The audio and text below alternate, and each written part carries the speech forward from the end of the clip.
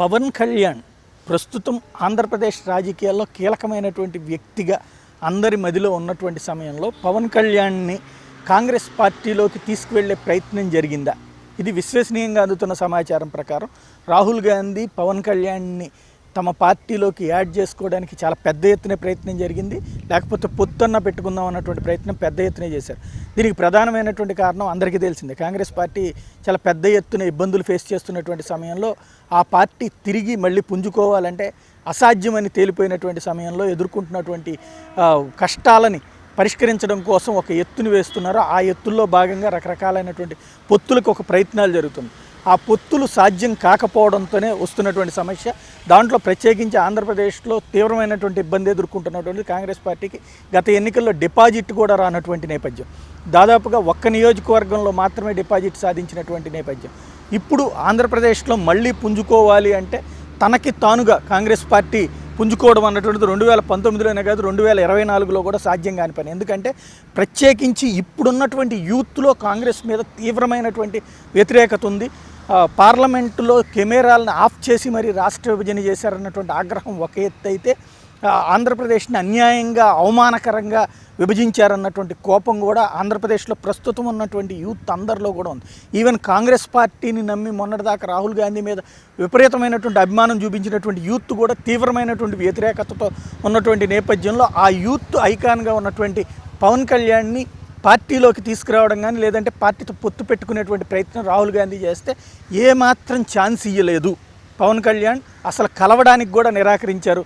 Congress party నాయకులు ప్రయత్నించినప్పుడు వాళ్ళతో మాట్లాడడానికి కూడా ఆయన నిరాకరించారు. మీరు చేసిందే ఇదంతా అనేది తేల్చి చెప్పినప్పుడు ఈ నేతలు ఆయనలో ఒక కోపాన్ని రగిలించడం కోసం ఆ లెక్కనైతే స్పెషల్ స్టేటస్ ఇస్తామని బీజేపీ ఏం చేసిందంటే ఆ బీజేపీ మీద కూడా పోరాడతానని తేల్చి చెప్పారే తప్పించి రాహుల్ గాంధీతో కలవడానికి కానీ సోనియా గాంధీతో కలవడానికి కానీ అసలు కాంగ్రెస్తో కలవడానికి కానీ పవన్ కళ్యాణ్ ఏమాత్రం ఆసక్తి చూపించలేదు, అంగీకరించలేదు అన్నటువంటి నిజం తాజాగా తెలుస్తున్నటువంటి సమాచారం.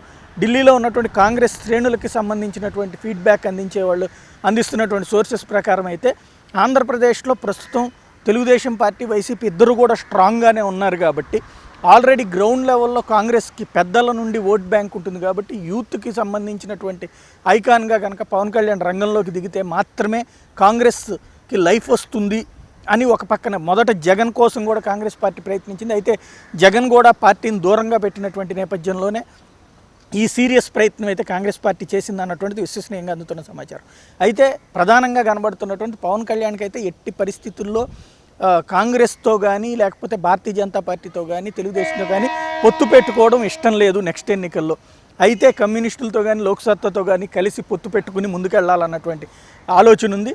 అయితే భారతీయ జనతా పార్టీ కానీ స్పెషల్ స్టేటస్కి సంబంధించి ఈ లోపు అనౌన్స్ చేస్తే బీజేపీతో కలిసి ముందుకు వెళ్ళడానికి సిద్ధంగా ఉంటారు. కానీ Bharatiya Janata Party already package announce చేసేసింది. ఈవెన్ తెలుగుదేశం దాన్ని యాక్సెప్ట్ చేసేసిన నేపథ్యంలో ఆ స్పెషల్ స్టేటస్ ఇష్యూ బేసిస్ మీద అయితే వీళ్ళిద్దరి మధ్య పొత్తు అసాధ్యం అన్నటువంటిది, వీళ్ళిద్దరూ కలవడం కూడా అసాధ్యమని తేలిపోతుంది. ఇంకొకటి ఆల్రెడీ గత ఎన్నికల్లో భారతీయ జనతా పార్టీ తెలుగుదేశంకి మద్దతు ఇవ్వడం వల్ల కొంతమంది అభిమానులు వ్యతిరేకత వ్యక్తం చేయడం, ఇంకా మిగతా పార్టీలు కూడా వద్దని చెప్పినటువంటి నేపథ్యంలో ఈ దఫా మాత్రం సింగిల్గా వెళ్ళాలని చూస్తున్నారు. దీన్ని దృష్టిలో పెట్టుకుని కాంగ్రెస్ పార్టీ ఆయన కోసం ఒక ఎత్తుగడ వేసింది. ఎందుకంటే సింగిల్గా వెళ్తే కనుక ఆల్రెడీ గతంలో చిరంజీవికి ఎదురైనటువంటి ఎక్స్పీరియన్స్ ఇక్కడ కూడా ఎదురవుతుంది. ఇంకా అంతకంటే కూడా దారుణమైనటువంటి పరిస్థితి ఉంటుంది. ఎందుకంటే ఆ టైంలో ఇంకా కొంత గ్యాప్ ఉంది, కానీ ఇప్పుడైతే ఎట్లాంటి గ్యాప్ లేదు. ఆల్రెడీ తెలుగుదేశం పార్టీ ఒక పక్కన స్ట్రాంగ్గా ఉంటే ఇంకో పక్కన వైసీపీ కూడా అంతే స్ట్రాంగ్గా ఉంది. ఒకవేళ అందులో ఓట్లు తగ్గితే ఇందులోకి వెళ్తారు తప్పించి మూడవ పక్షానికి చాలా తక్కువ ఛాయిస్ ఉంది. ఎందుకంటే బీజేపీ టీడీపీ పొత్తుగా ఉన్నటువంటి నేపథ్యంలో సాధ్యం కాదన్నటువంటి విషయాన్ని కాంగ్రెస్ పార్టీ శ్రేణులు పవన్ కళ్యాణ్ నోటీస్కి తీసుకెళ్లారు. అయితే పవన్ కళ్యాణ్ మాత్రం నన్ను ఆదరించే వాళ్ళు ఎంతమంది ఉంటే వాళ్ళ వైపే చూస్తాను తప్పించి నేను నా అభిప్రాయాన్ని ప్రజల ముందుకు తీసుకెళ్తున్నాను, నన్ను నమ్మి నాకు ఓటేస్తే నేను జనంకి సర్వీస్ చేయడానికి సిద్ధపడతాను తప్పించి నేను ఇంకొకళ్ళతో మీతో పొత్తు పెట్టుకోవడం అసలు రాష్ట్రాన్ని తీవ్రంగా ఇబ్బంది పెట్టి అవమానకరంగా విడదీసినటువంటి మీతో పొత్తు పెట్టుకోవడం అంటే అంతకు మించినటువంటి జోక్ లేదన్నటువంటి తరహాలో వాళ్ళతో మాట్లాడి సున్నితంగానే తిరస్కరించినట్లు తెలుస్తోంది. నిజాన్ని నిజంగా చెప్పడమే నిజమైన జర్నలిజం. అవాస్తవాలతో కూడిన వార్తలు సృష్టించేదే జర్నలిజం. ఒక అంశాన్ని అవగాహనతో చర్చించుకుందాం. నిర్భయంగా నిర్మోహమాటంగా మాట్లాడుకుందాం. సమాజంలో మంచి మార్పును కోరుకునే సామాన్యుల్లో ఒకడు మీ జర్నలిస్ట్ సాయి.